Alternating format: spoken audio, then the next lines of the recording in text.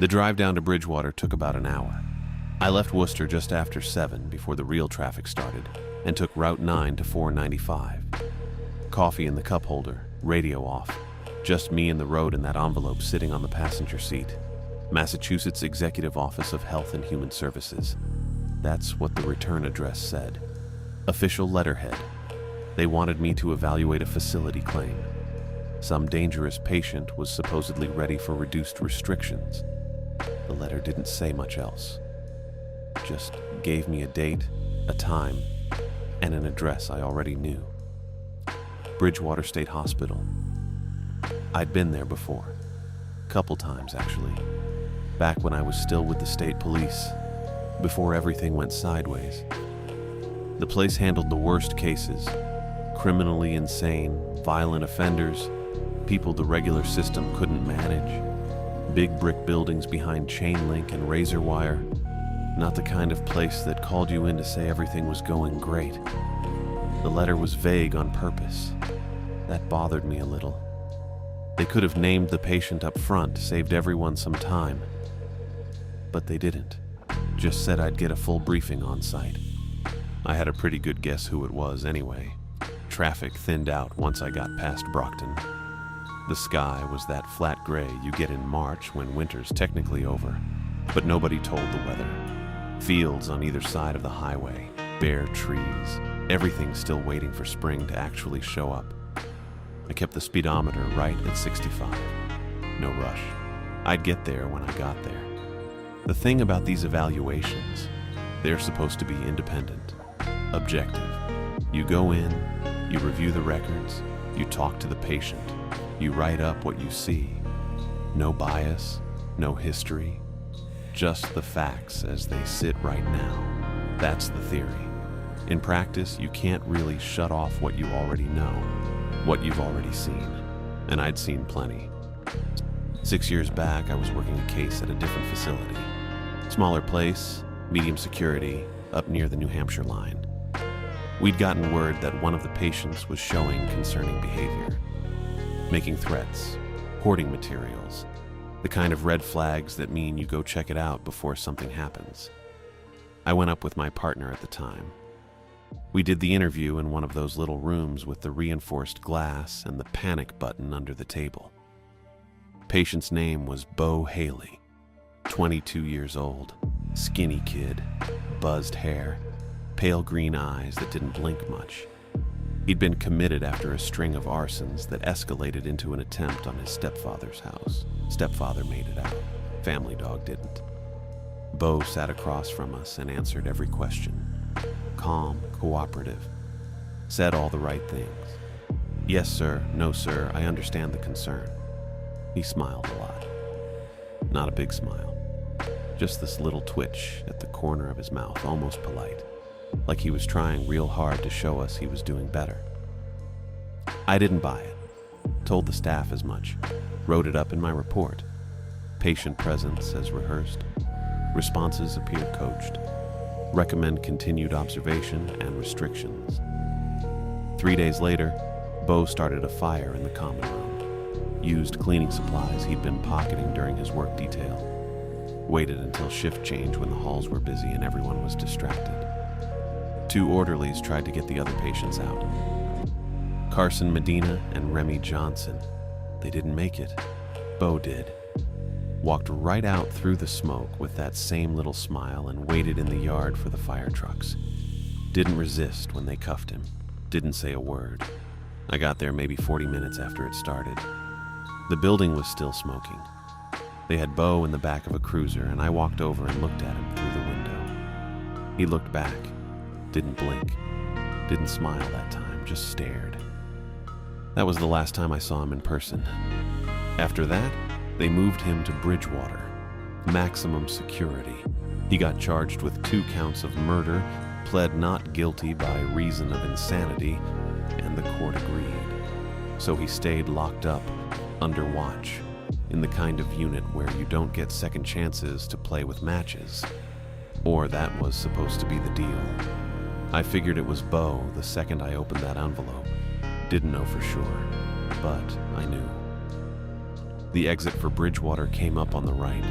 I signaled, merged off, followed the access road past a gas station and a sad-looking diner that probably hadn't updated its menu since the 90s. The hospital sat back from the road, behind a perimeter fence and a guard booth. Big central building, couple of wings branching off. Everything that same institutional beige brick that every state facility seems to use. Budget-friendly, depressing as hell.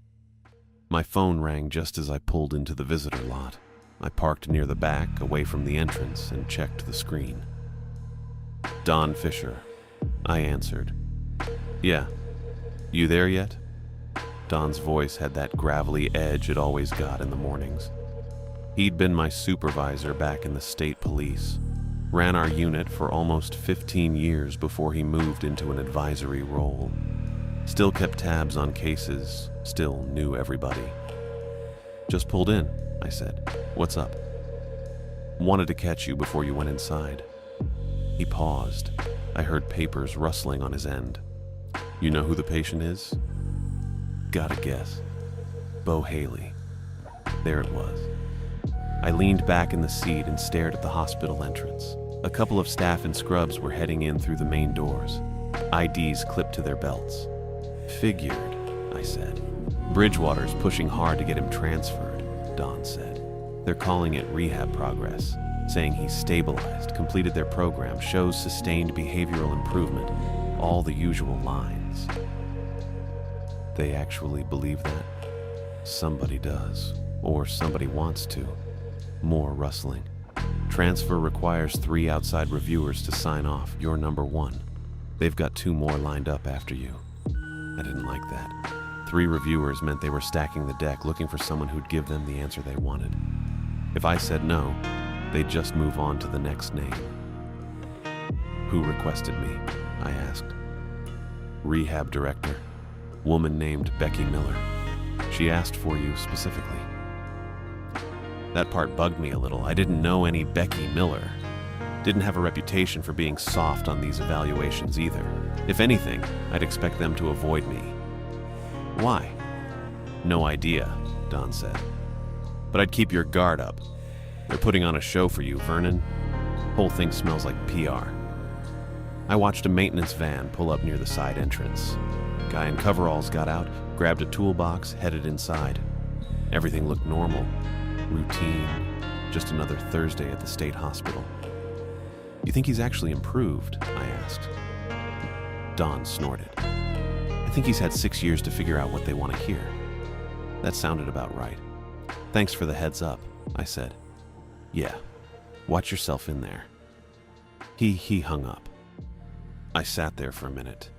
The engine ticked as it cooled. A couple more people crossed the parking lot, heads down, moving fast against the wind. March in Massachusetts, always colder than it should be. Becky Miller. 3 reviewers. Bo Haley, ready for reduced restrictions. The whole thing already felt staged. I grabbed the envelope off the passenger seat, checked that I had my ID, and got out. The wind hit me right away. That damp kind of cold that goes straight through your jacket. I locked the car and started toward the main entrance. The building looked bigger up close. 4 stories. Rows of narrow windows with reinforced mesh. Concrete steps leading up to double doors with card readers mounted on the frame. Security cameras covered every angle. Standard setup for a facility like this. Nobody gets in or out without someone knowing about it. I climbed the steps and pushed through the doors into the lobby. Warmer inside, but not by much. Linoleum floors, fluorescent lights. That smell every institutional building has. Disinfectant and old paint and something else I could never quite place. A reception desk sat directly ahead, staffed by a woman in her 50s with reading glasses on a chain and a clipboard in front of her. Help you? She asked. Vernon Price. I'm here for an evaluation. She checked her clipboard, ran her finger down a list, and nodded. They're expecting you. I'll need to see ID. I handed over my driver's license. She scanned it, wrote something down, then passed me a visitor badge on a lanyard. Clip that where it's visible, she said. Someone will be down to escort you in a minute. You can wait over there." She pointed to a row of plastic chairs along the wall. I took a seat. The badge felt heavier than it should. Temporary access, controlled movement.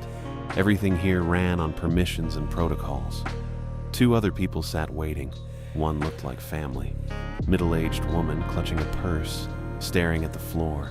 The other was a guy in a suit with a briefcase, probably legal. Nobody talked.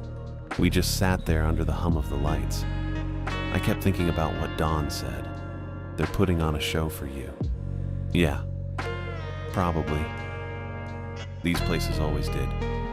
When an evaluator came through, they cleaned up the rough edges, prepped the staff, made sure the patient knew how to perform. It wasn't exactly lying, more like careful framing, showing you the best version of what they had. The trick was figuring out what they weren't showing you. A door to the left of the reception desk opened, and a woman stepped through. Late 30s, maybe 40. Dark hair pulled back tight, sharp cheekbones, wearing a white lab coat over a gray blouse and slacks. She carried a tablet under one arm and moved like someone used to being in charge. "Mr. Price?" I stood. "That's me." She crossed the lobby and extended a hand. Firm grip. Professional smile. "Becky Miller. I'm the rehab director here. Thanks for coming down on short notice." So this was her, the one who'd asked for me by name. "No problem," I said. "We've got everything set up for you. Records, interview space, full access to staff and patient history." She gestured back toward the door she'd come through. "If you'll follow me, we can get started." I clipped the visitor badge to my jacket and followed her through the door into a hallway that stretched deep into the building. Beige walls, more linoleum, doors with small windows and card readers. We passed a couple of orderlies pushing a meal cart, and they nodded at Becky as we went by. "I understand you've worked with the state system before," she said, not looking back. "Used to. State police." "That's what I heard. Good reputation." She swiped her card at another door and held it open for me. I thought it'd be helpful to have someone who understands the full context. These cases can be complex. Complex. That was one word for it.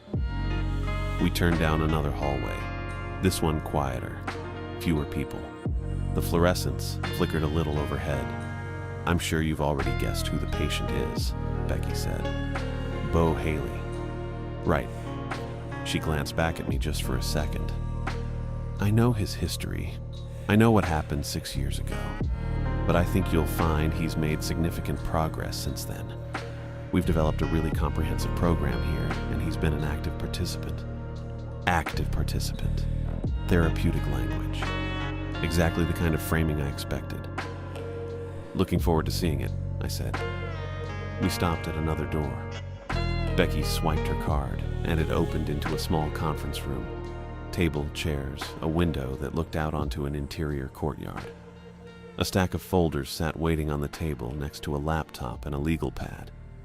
"This is yours for the day," Becky said. "Everything you need should be in those files. Psychiatric evaluations, incident reports, program completion records, staff observations. I've also scheduled time for you to interview Bo directly, if you'd like, and I'm available if you have questions." I stepped into the room and looked at the stack of folders. Thick ones. Lots of documentation. That was another tell. When a facility wanted to move someone, they buried you in paper. Made it look thorough. Made it harder to spot the gaps. "Appreciate it," I said. "Take your time. No rush." She smiled again, that same controlled, professional expression. "I really do think you'll be impressed with what we've accomplished here." She left, pulling the door closed behind her. I stood there for a second, looking at those folders. "They're putting on a show for you."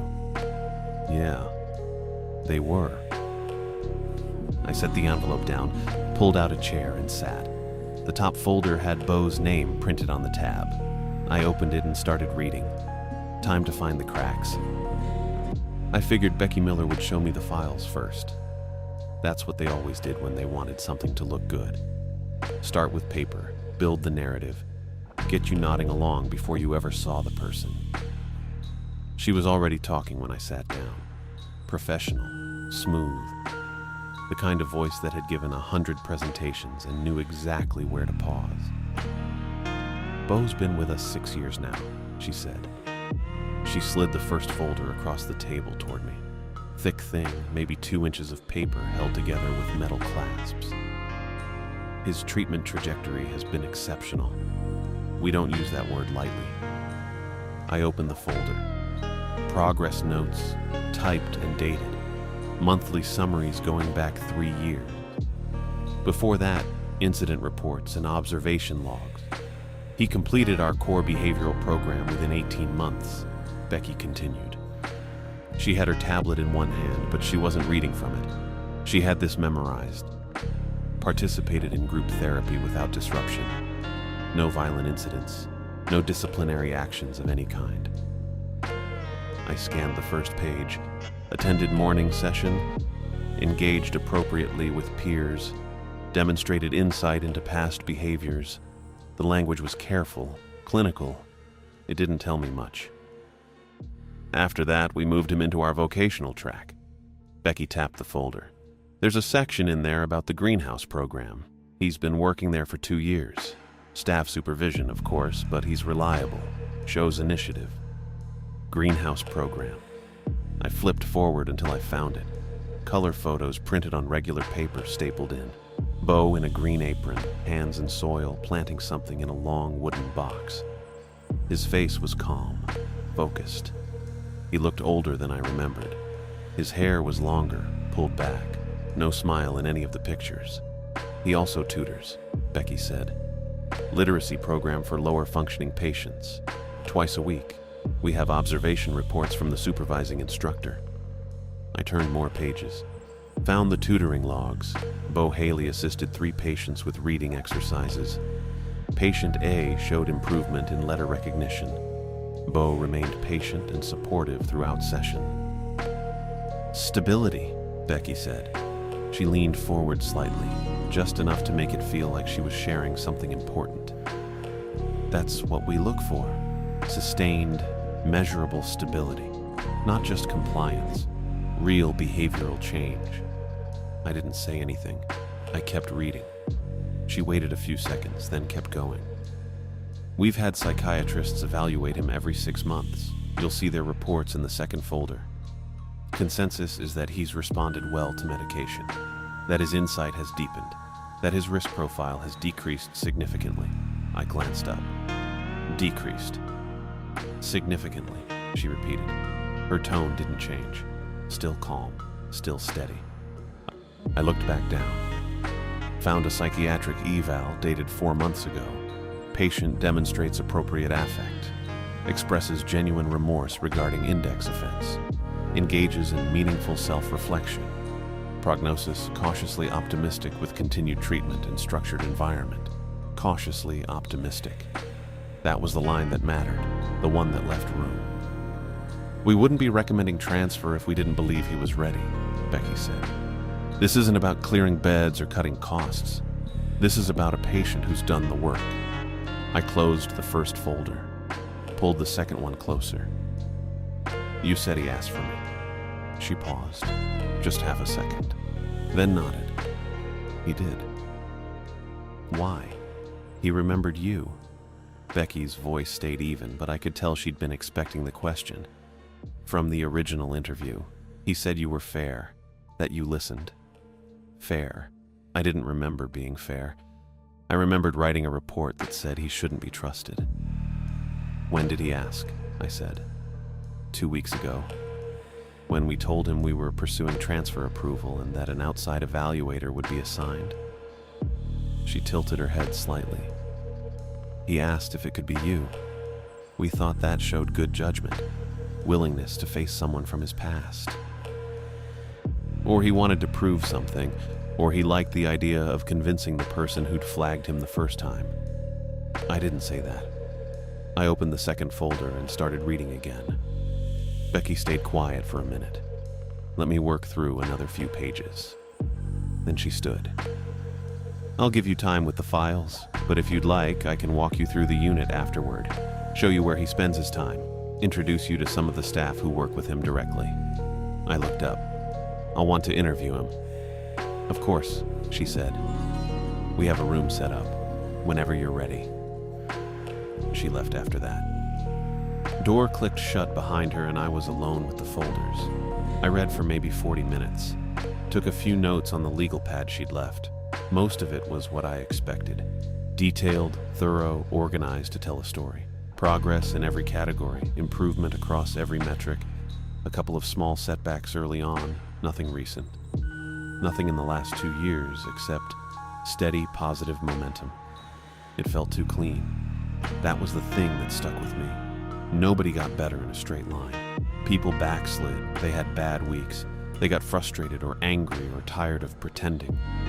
But Bo's file didn't show any of that. Just months and months of appropriate behavior and meaningful engagement. I stacked the folders back together and stood up. Becky was waiting in the hallway when I opened the door. I don't know if she'd been standing there the whole time or if she'd timed it, but she turned the second I stepped out. Finished? She asked. For now, I said. She nodded and started walking. I followed. The hallway was narrow, beige walls on both sides. Linoleum floors that had been cleaned recently enough to still smell like disinfectant. Fluorescent lights overhead, the kind that hum just loud enough to notice if you paid attention. We passed a few doors, administrative offices from the look of it. Nameplates next to each one. Most of them were closed. There was a window about halfway down. Tall, narrow, reinforced glass with wire mesh inside it. Becky walked past it without looking, but I slowed down. There were tiny dark shapes on the windowsill, clustered near the frame.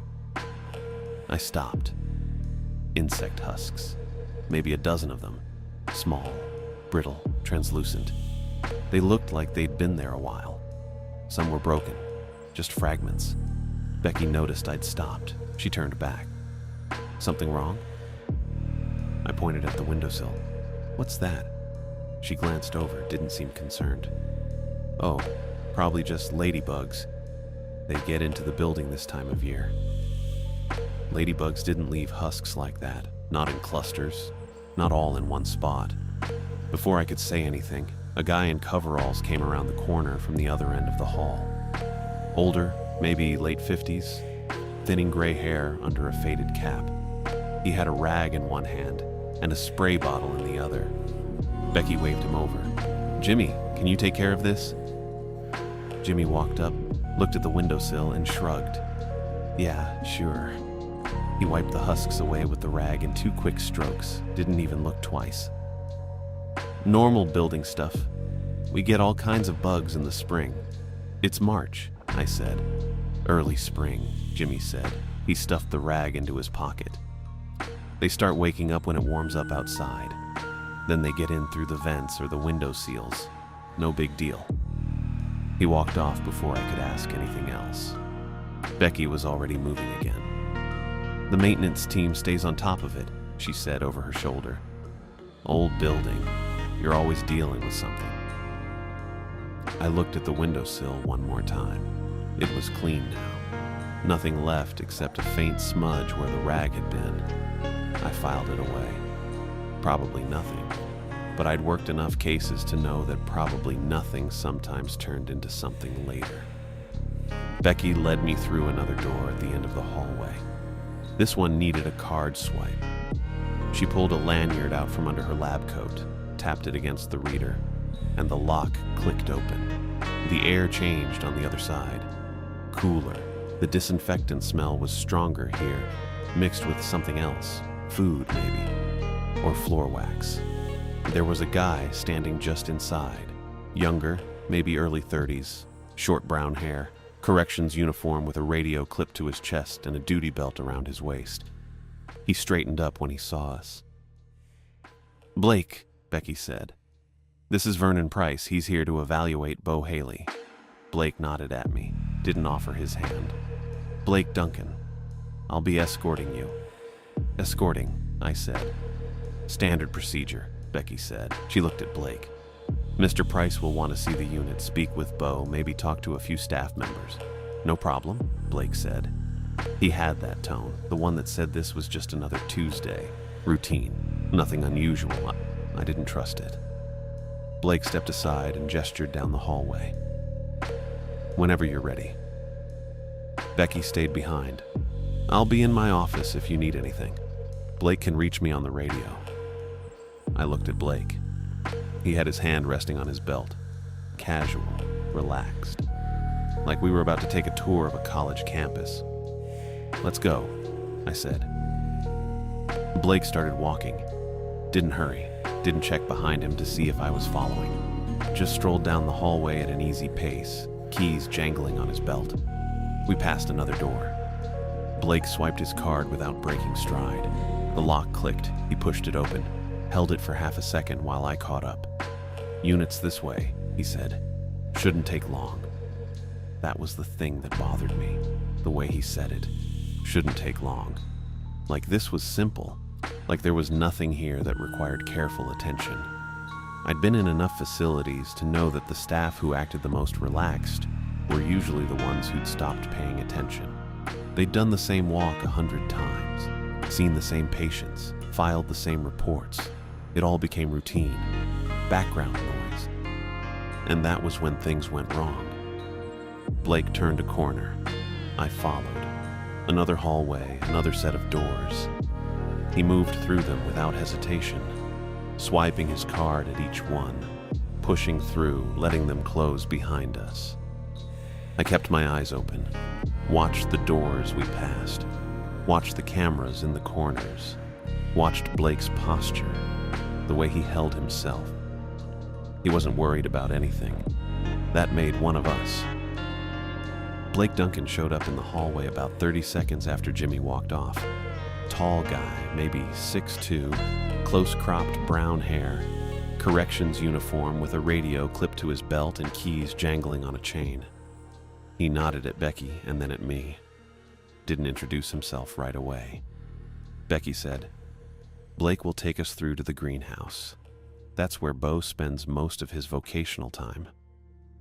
Blake pulled a card from his belt, swiped it at the door Jimmy had come through earlier, and held it open. We walked through into another corridor. This one was wider, with tile instead of linoleum, and the walls had that same beige paint but with scuff marks near the baseboards, probably from carts or equipment getting wheeled past too many times. Blake walked ahead of us. Becky stayed beside me.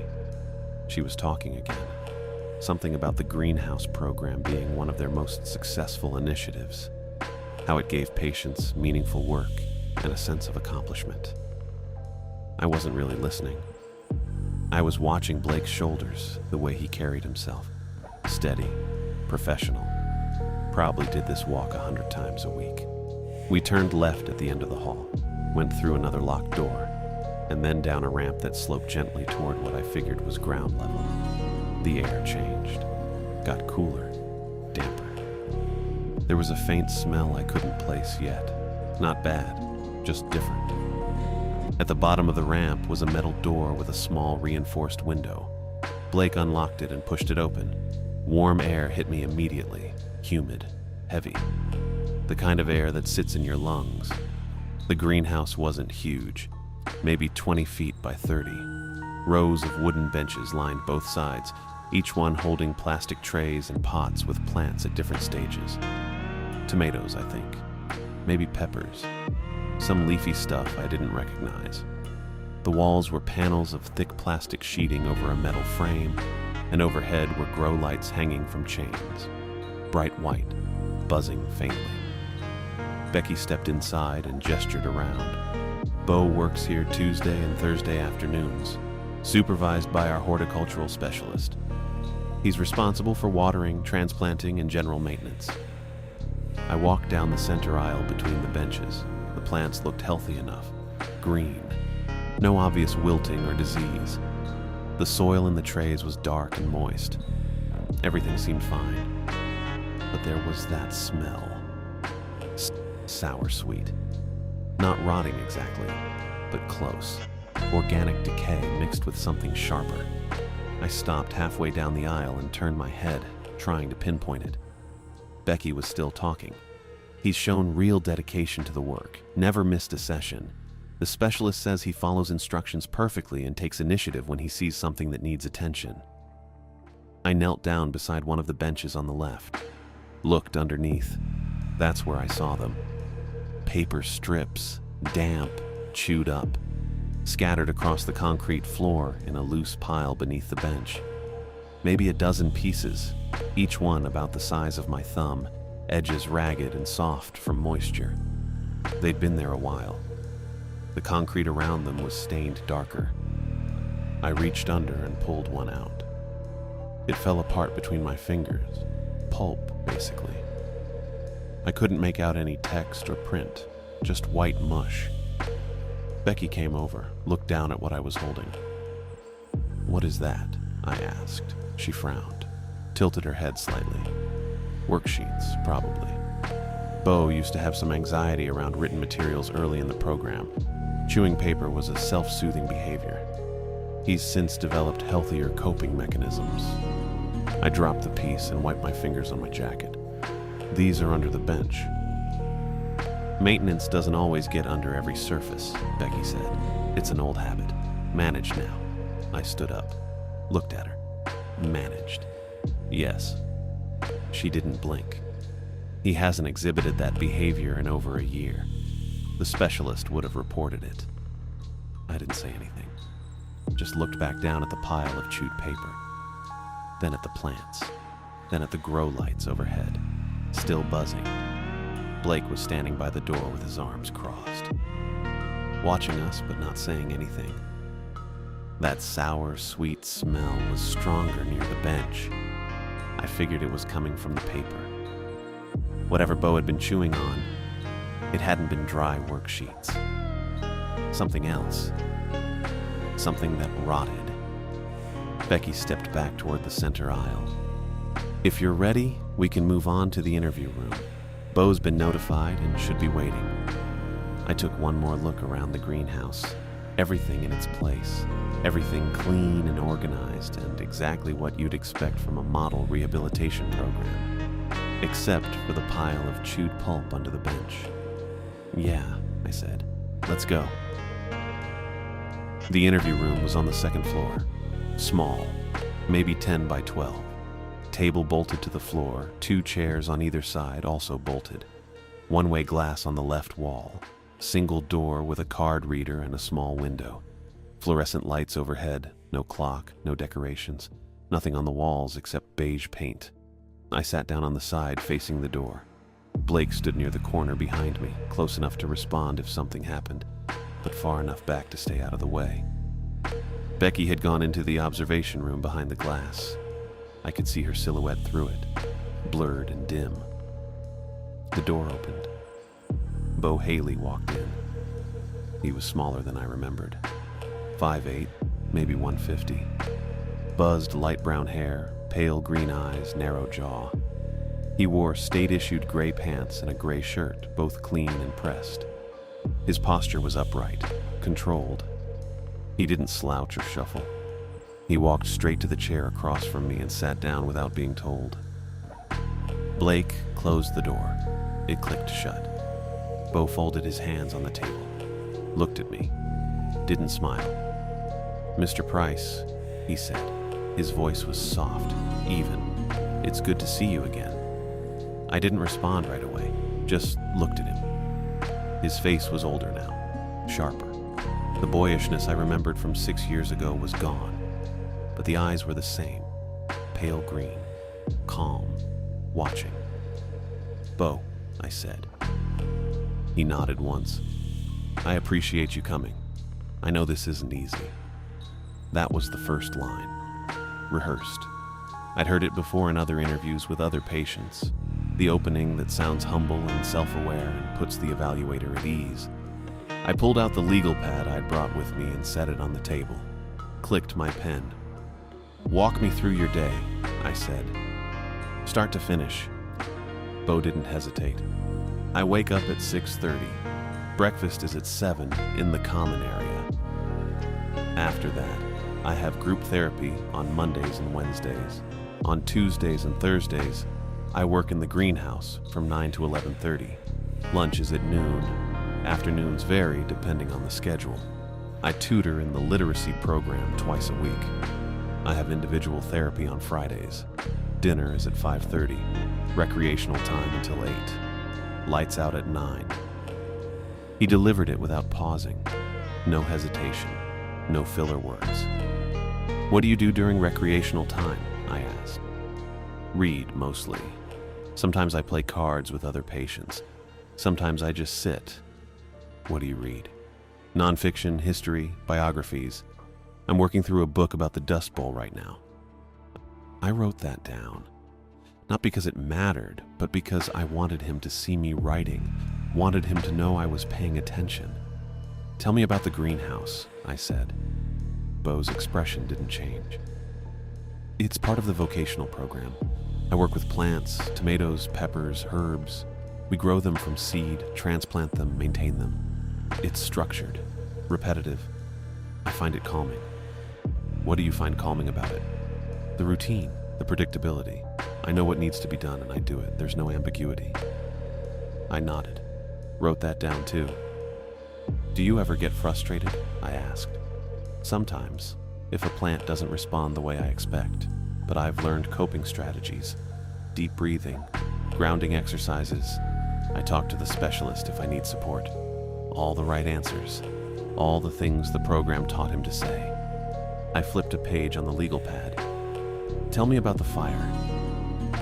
Beau's hands didn't move. His face didn't change. He just looked at me. I started it, he said, during shift change. I used cleaning supplies I'd taken from the cart earlier that week. I knew the timing. I knew the layout. I knew what would happen. Why did you do it? I wanted control. I wanted to prove I could make something happen. I didn't think about the consequences. I didn't think about the people who would get hurt. 2 men died. I know. His voice stayed soft, even. Carson Medina and Remy Johnson. I think about them every day. I carry that. I'll carry it for the rest of my life. I wrote their names on the pad, underlined them. Do you feel remorse? I asked. Yes. What does that feel like? He paused for the first time, just a second.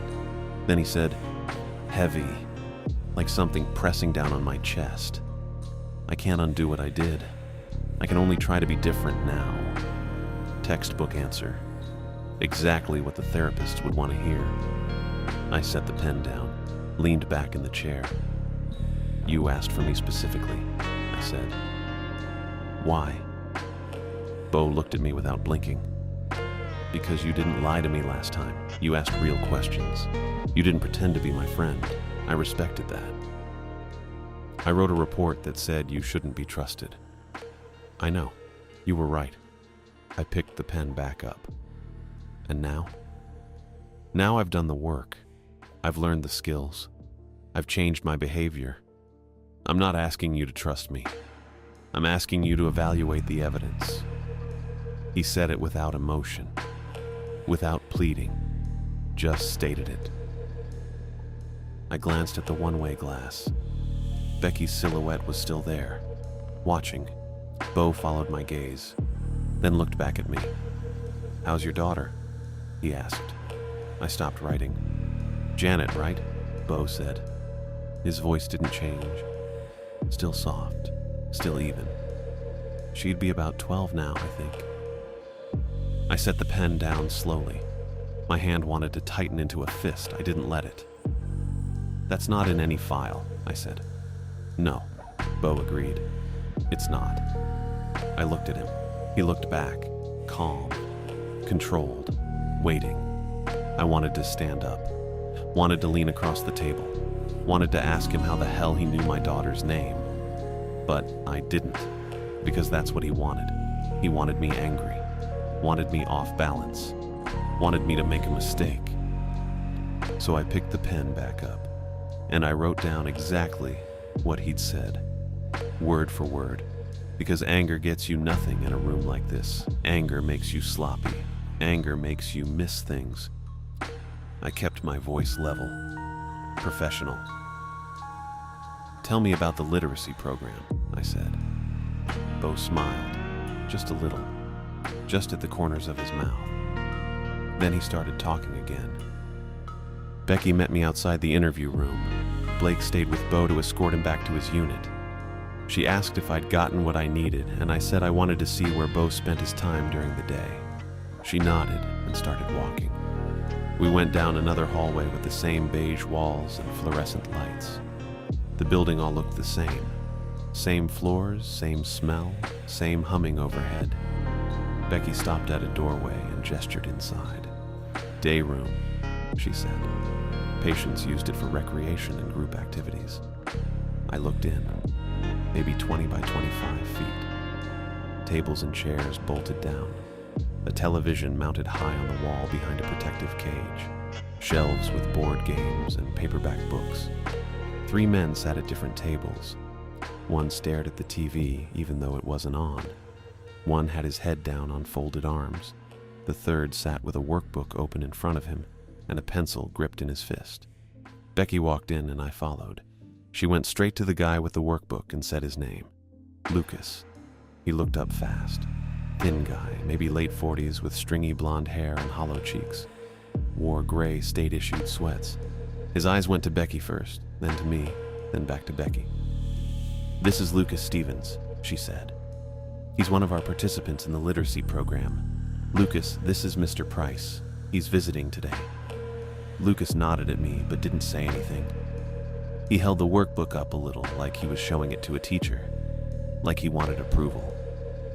"Lucas has been working with Bo twice a week," Becky said. "He's made real progress."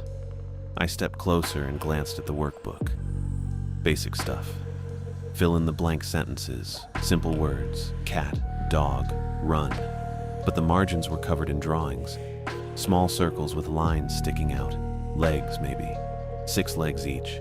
They marched in rows down the side of the page. Dozens of them, all identical, all facing the same direction. "That's good work," I said. Lucas pulled the workbook back against his chest and nodded again.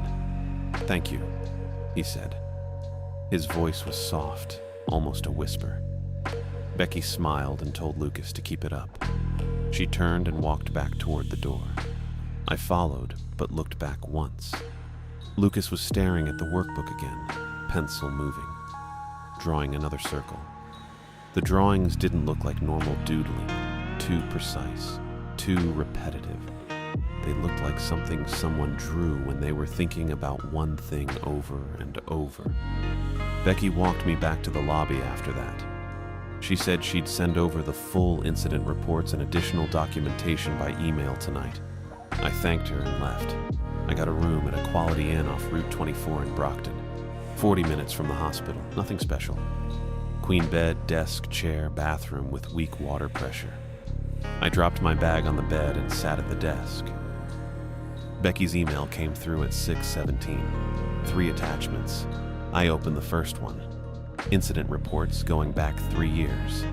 I printed them at the business center downstairs, came back up and spread the pages across the desk. I read for 2 hours. The reports were clean. Too clean. In a facility like Bridgewater, you get incidents. Patients argue. Someone refuses meds. Someone has a bad day and throws a chair or yells at staff. It's normal. It's expected. You see patterns in the reports. Certain patients have more issues than others. Certain times of day are worse. Certain staff members write more reports because they're more cautious or less experienced. These reports didn't have that. They were smooth, steady. A couple small things early on. A patient refusing to attend group. Another patient breaking a plate in the cafeteria. Nothing involving Bo. Nothing recent. The last 6 months were almost empty. Just routine notes. Everything fine. Everyone compliant. One entry kept showing up. Paper debris found in vents near the high-security wing. Always the same phrasing. Always blamed on renovations. The hospital had been doing upgrades to the HVAC system, the report said. Dust and scraps got pulled into the ducts. Maintenance cleared it out. No further action needed. The entry appeared 4 times over 8 months. Same vent, same debris, same explanation. I pulled out my phone and called Don.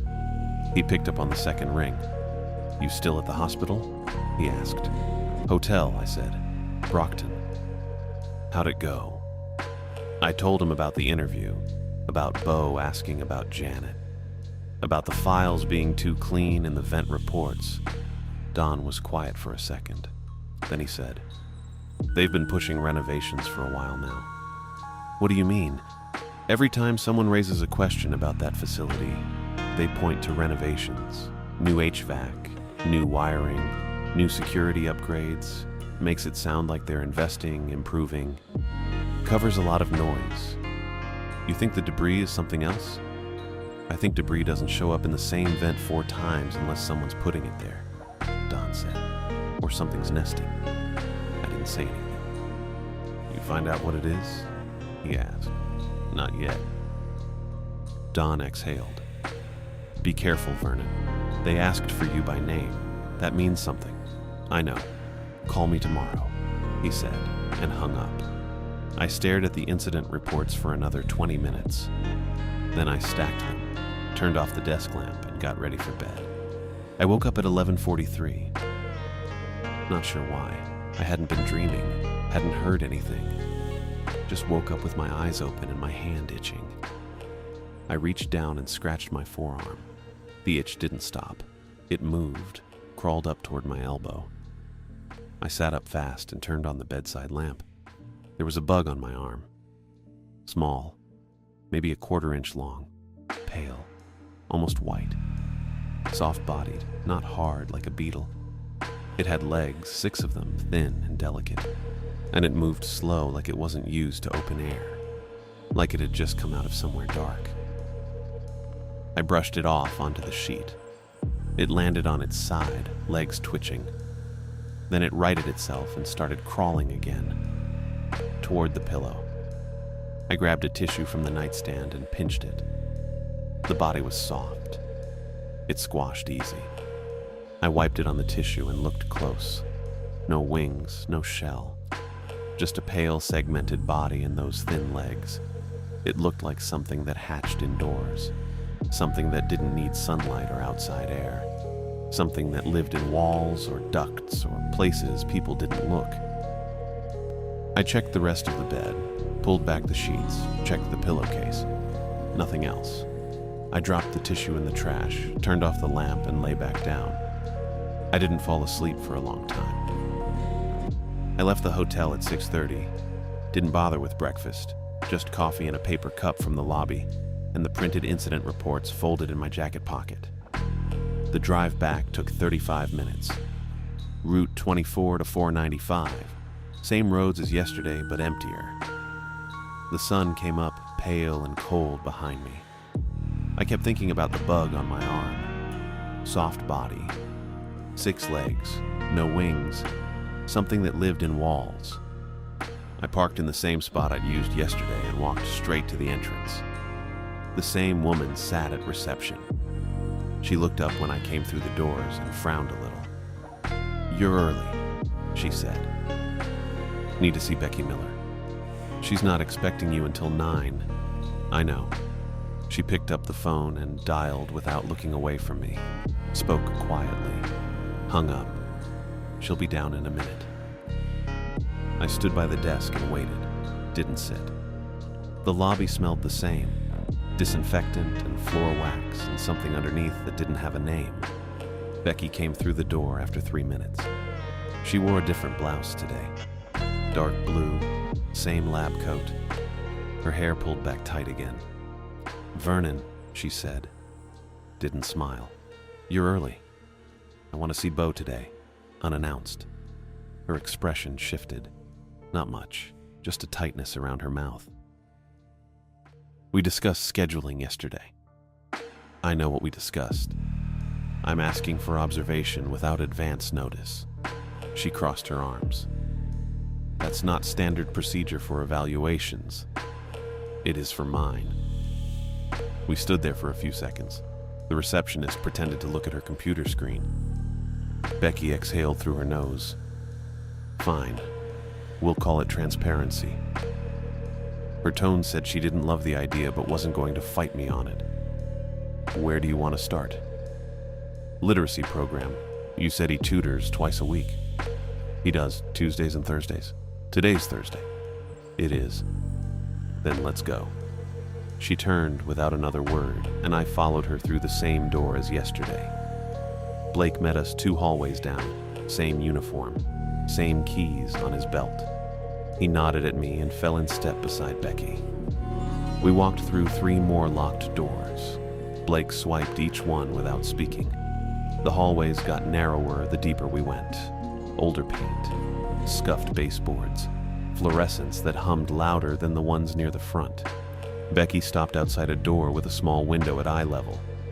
This is the literacy room. Sessions run from 9 to 10:30 on program days. I checked my watch. 7:50. They start early? Instructor's discretion. Stephanie likes to begin setup around 8. I looked through the window. The room was about 15 by 20. Tables arranged in a loose square. Shelves along the back wall with workbooks and folders. A woman stood near the shelves writing something on a clipboard. Auburn hair. Cardigan. Lanyard with an ID card clipped to her belt. Lucas sat at one of the tables. Same stringy blonde hair. Same hollow cheeks. He had a workbook open in front of him and a pencil in his hand. I didn't see Bo. Blake unlocked the door and pushed it open. The woman with the clipboard turned. She looked at Becky first, then at me. "Morning," Becky said. "This is Vernon Price. He's conducting an evaluation and wanted to observe the program." The woman nodded. "Stephanie Jenkins. I'm the contractor running literacy sessions." I stepped inside. The room smelled like old paper and marker ink. Lucas looked up when I entered, and his hand moved to cover the workbook. "Where's Bo?" I asked. Stephanie glanced at Becky, then back at me. "He was pulled for a medical appointment about 20 minutes ago." "What kind of appointment?" "I don't know. An orderly came and said they needed him in medical. That's all I was told." I looked at Becky. She kept her face neutral. "Routine checkup," she said. "We run them quarterly." On a Thursday morning during his program time, scheduling conflicts happen. I turned back to Lucas. He still had his hand over the workbook. His eyes were fixed on the table. "Can I talk to him?" I asked Stephanie. "Sure, go ahead." I walked over to the table and pulled out the chair across from Lucas. Sat down, slow. He didn't look up. "Lucas," I said. "I'm Vernon. I was here yesterday." He nodded once. Very small. "You work with Bo, right?" Another nod. "What do you guys work on?"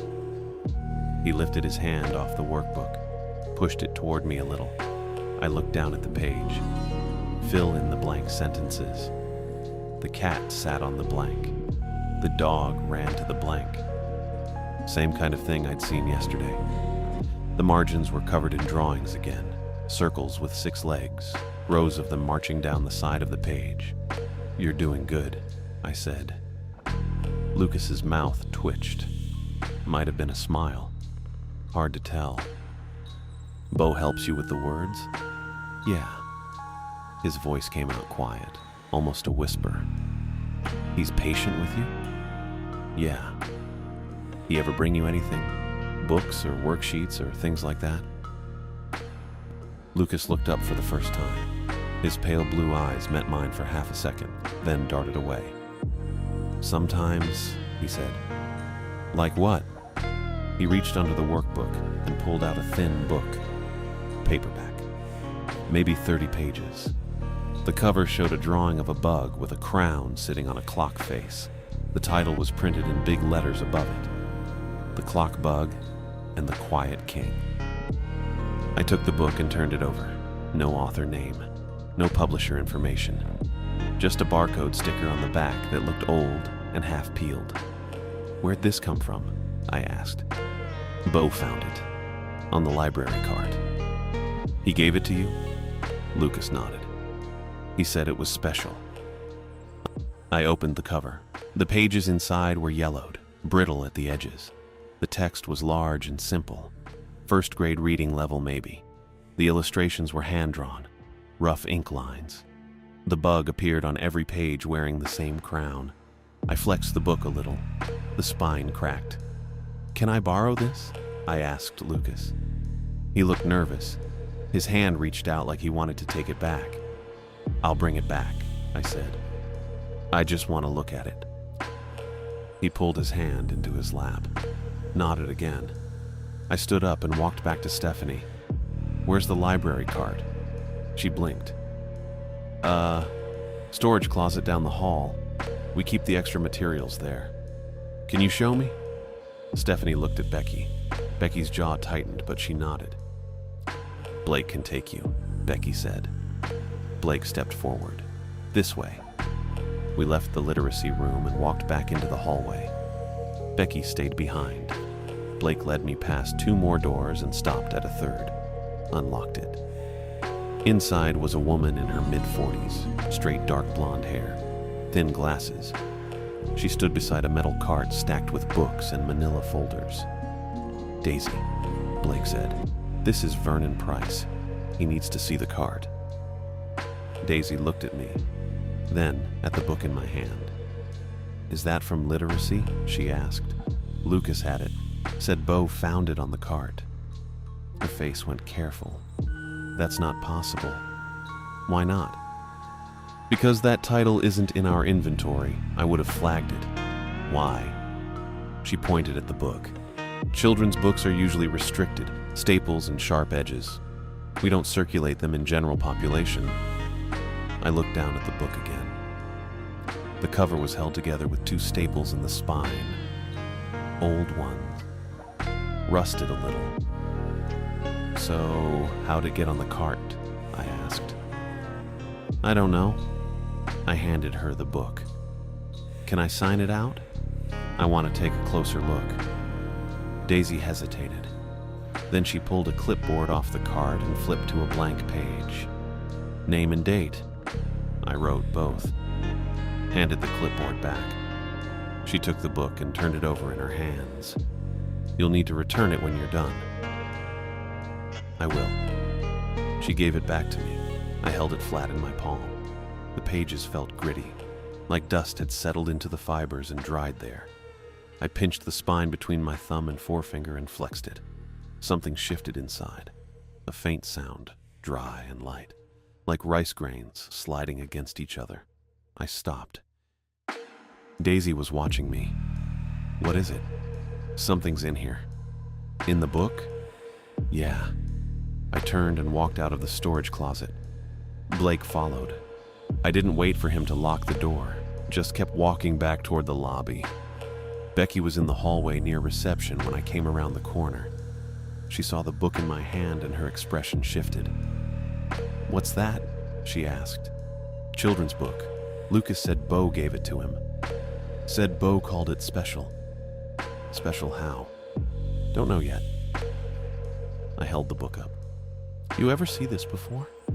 She stepped closer and looked at the cover, shook her head. "No." "It's not in your inventory." Daisy confirmed that. "Then it shouldn't be in circulation." "But it is." Becky's mouth thinned. "Where did it come from?" "That's what I'm asking you." She didn't answer. I flexed the spine again. The sound came again, louder this time. Becky heard it too. Her eyes dropped to the book. "What is that?" she asked. "Something inside the pages." "Inside?" "Yeah." I was about to say more when the alarm went off. Loud, sharp. 3 bursts followed by a pause, then 3 more. The kind of sound that meant someone needed to move fast. Blake's radio crackled. A voice came through. "Dispatch, female, calm but clipped. Code yellow, laundry wing. Subject Jude Ortega. Missing as of 0800. Last seen near service tunnels. All available units respond." Blake pressed the button on his radio. "Copy, en route." He looked at Becky. She looked at me. "Stay here," she said. Then she turned and ran. The laundry wing, service tunnels. That part snapped everything into place. The fire 6 years ago, Bo had started it during a shift change near the laundry area. He'd known the layout, the timing, the access points, maintenance corridors, service routes, places staff didn't watch closely because they were just background infrastructure. He was doing it again. I turned to Becky. "Where's Bo right now?" She blinked. "Medical. I told you, he had a quarterly." "Which unit?" "The clinic on 3. Vernon, we have a missing worker. We need to verify where Bo is." I was already moving back down the hallway, still holding the book. "Right now." Blake's radio crackled again. Dispatch repeating the code yellow, adding that Jude's time card showed he'd clocked in at 7:45 and was last seen near the loading dock. Blake acknowledged and started walking fast toward the emergency stairs. I kept pace. Becky followed, her shoes clicking on the linoleum. "Vernon, you're overreacting," she said. Her voice had that tight professional edge again. "Bo is in medical. He's supervised. This is a separate incident. Then we'll confirm it, and I'll apologize." Blake pushed through the stairwell door and took the steps 2 at a time. I followed. The book felt heavier in my hand than it should have. That faint sliding sound inside the pages every time I moved. The clinic was on the 3rd floor, east wing. Bright fluorescents, white walls, smell of antiseptic and latex. A charge nurse stood behind a counter organizing files. She looked up when we came through the door. Late 50s, short gray hair, scrubs with a name tag that said Everly Martinez. "Where's Bo Haley?" I asked. Everly frowned. "Who?" Becky stepped forward. "The patient from high security. He had a 9 o'clock appointment. I don't have anyone scheduled for 9. Everly turned to her computer, clicked through a few screens. No Haley on the roster today. Becky's face went pale, just for a second. Then she recovered. There must be a mistake. An orderly took him 20 minutes ago. Not to this clinic. Everly's tone was flat, certain. I set the book on the counter. "Do you have a transport log?" Everly pulled a clipboard from a wall rack and flipped through the top pages. "Here, 7:50, patient transport to medical, signed by..." She squinted. "J. Brennan." "Is Brennan working today?" "No, she's on leave until next week." Blake swore under his breath. I picked up the clipboard and looked at the signature. Neat, careful loops. Too careful. The kind of handwriting someone copies when they're trying to match a style they've seen before. I handed the clipboard back to Everly. "Call security. Tell them Bo Haley is unaccounted for and was last transported under a false signature at 7:50. Everly reached for the phone. Becky stood frozen, staring at the clipboard. I turned to Blake. "Where's the service stairwell from here?" "South end of the wing." "Why?" I was already walking. Blake followed. Becky didn't move at first, then caught up. "Vernon, wait!" "He's heading for the tunnels," I said. "Same access pattern as the fire. Laundry, loading dock, service corridors. He knows the blind spots. But how would he..." "The bugs." I stopped at the end of the hallway, turned to face her. The husks on the windowsill, the vent debris in the incident reports. The bug in my hotel room last night. Lucas's drawings. The book. I held it up. It's all one method. He's been moving them through the ventilation system, paper and bugs, testing routes, mapping the facility from the inside. Becky stared at me. "That's..." "Where's the service stairwell?" Blake pointed to a door at the far end marked Authorized Personnel Only. I headed for it. Blake swiped his card and pulled the handle. The door stuck. He pulled harder and it opened with a scraping sound, like something had warped the frame. The smell hit me immediately. Sour sweet. Organic rot mixed with something sharper. Chemical. I stepped through and Blake followed, pulling a flashlight from his belt. The stairwell was narrow. Concrete walls painted industrial gray, metal stairs descending into darkness. The smell got stronger as we went down. Husks lined the edges of each step, dozens of them, small, pale, brittle, some whole, some crushed under boots. The flashlight beam caught them, and they glittered faintly. Translucent shells piled in the corners where the walls met the stairs. We reached the basement level. Another door, already propped open with a wedge of folded cardboard. Blake shone the light through. The tunnel beyond stretched 20 feet before branching left and right. Low ceiling, exposed pipes overhead, concrete floor stained dark in patches. The husks were thicker here, scattered across the ground in drifts. And paper, curls of it. Thin strips chewed and damp, clumped near the walls. Some still had faint printing. Fragments of worksheets, forms, pages torn from books. Blake's radio crackled. Dispatch reporting no sign of Jude in the loading dock area, expanding search to adjacent corridors. Blake responded that we were in the service tunnels, basement level, and needed backup. I moved forward. The flashlight beam swept across the tunnel and caught movement near a vent grate on the left wall. I stopped. Bugs. Pale, soft-bodied, six-legged. Crawling over each other in a mass about the size of my fist, clustered around the edges of the grate where it didn't sit flush against the wall. They moved slowly, almost sluggish, like they just emerged from somewhere warm and dark. Blake saw them too. He didn't say anything, just kept the light steady. I looked down the left branch of the tunnel. The smell was stronger that way, sour-sweet and chemical, thick enough to taste. We went left. The tunnel narrowed. Pipes ran lower overhead, close enough that I had to duck twice. More husks, more paper curls. The concrete under my boots felt gritty, like something had been ground into the surface. Ahead, the tunnel opened into a junction. 3 routes splitting off. Blake's flashlight caught a shape in the center.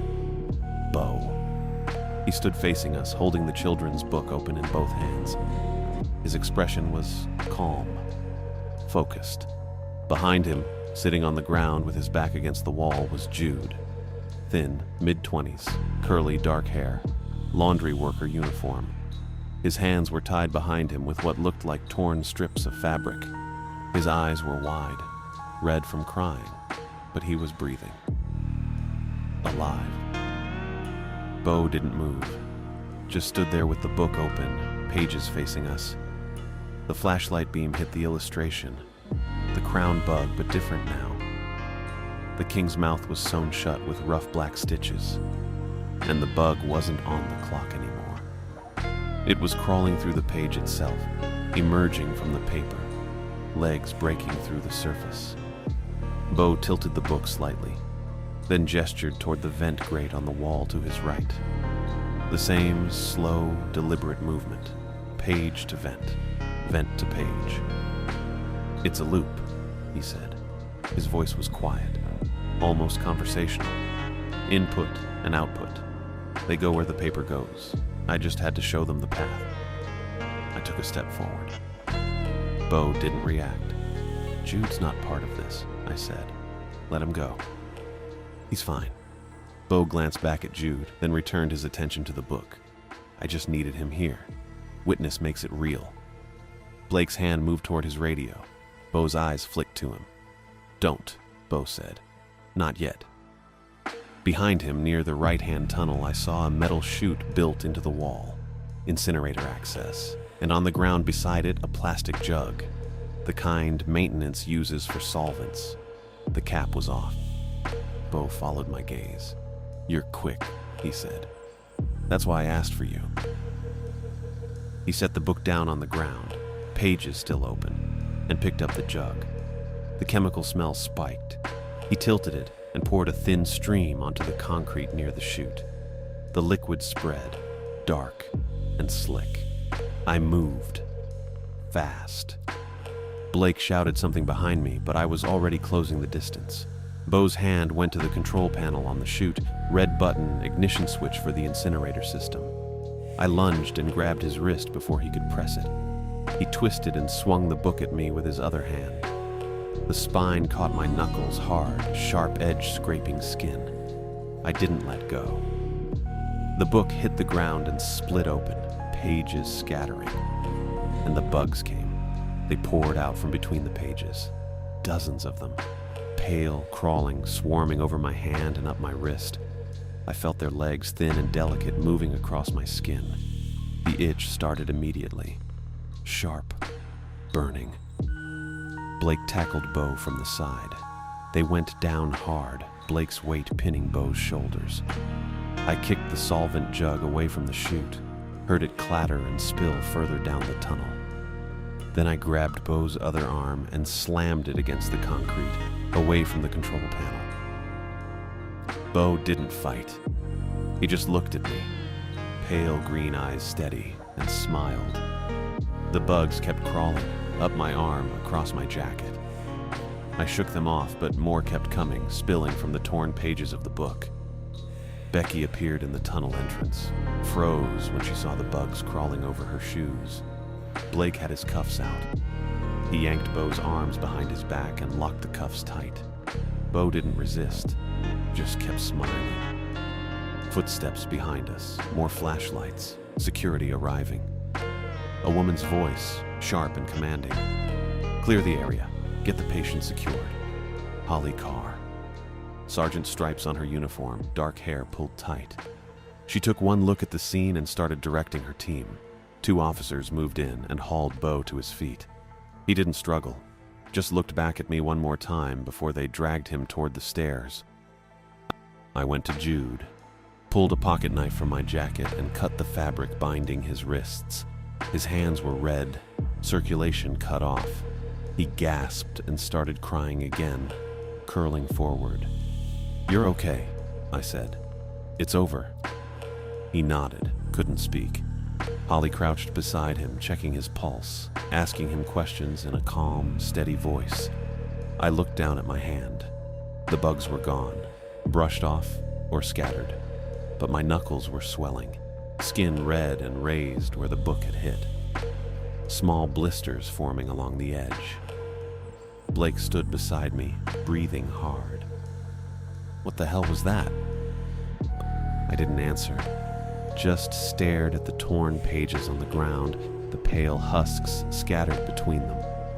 I filed the report 2 days later, sat in a state office in Worcester with Dawn across the desk and a laptop open in front of me. My right hand was bandaged, swollen worse than before. The blisters had spread up my wrist. Doctor said it was contact dermatitis, probably from the bugs. Prescribed cream and antibiotics. The report took 4 pages. I documented everything. The book, the bugs, the vent debris, the false transport signature, the solvent, and incinerator. I added a section on systemic vulnerabilities, inadequate vent maintenance, unrestricted paper circulation, staff incentive structures that rewarded positive reporting over accurate reporting. Don read it twice. Then he looked at me. "This blocks the transfer.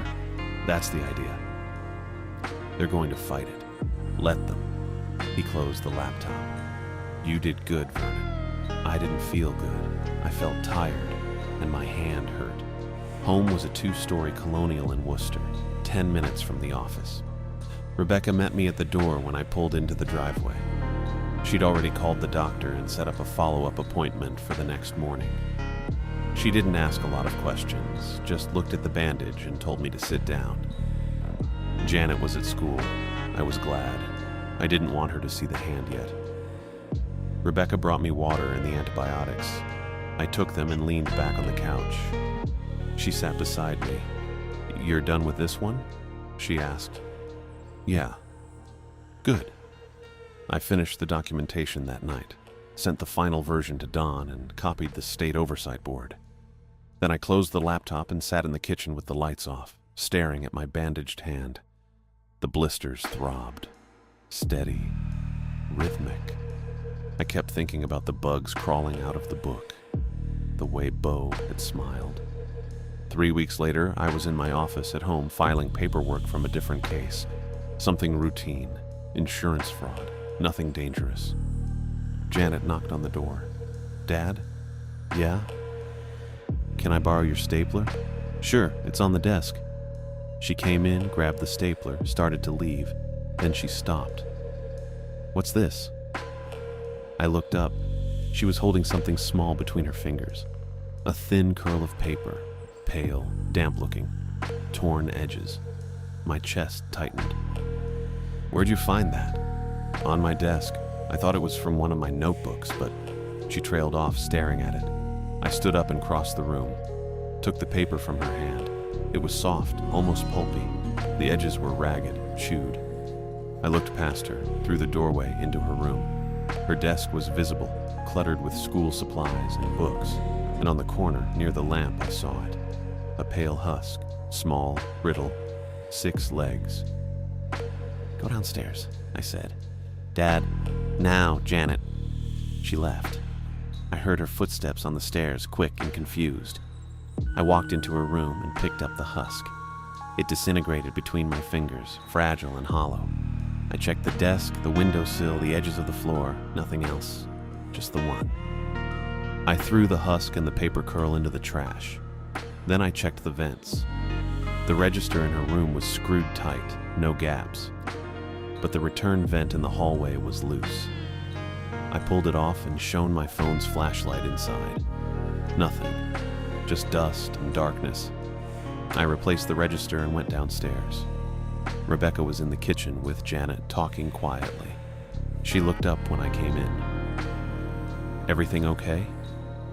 Yeah. I didn't know if I believed it. That night, I stayed awake until dawn.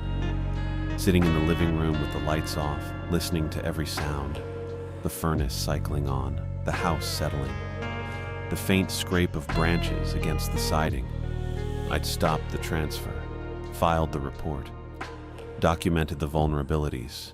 Bo was locked down in maximum security, no access to programs or materials, but he'd already set something in motion. I knew that, and I didn't know how far it had spread.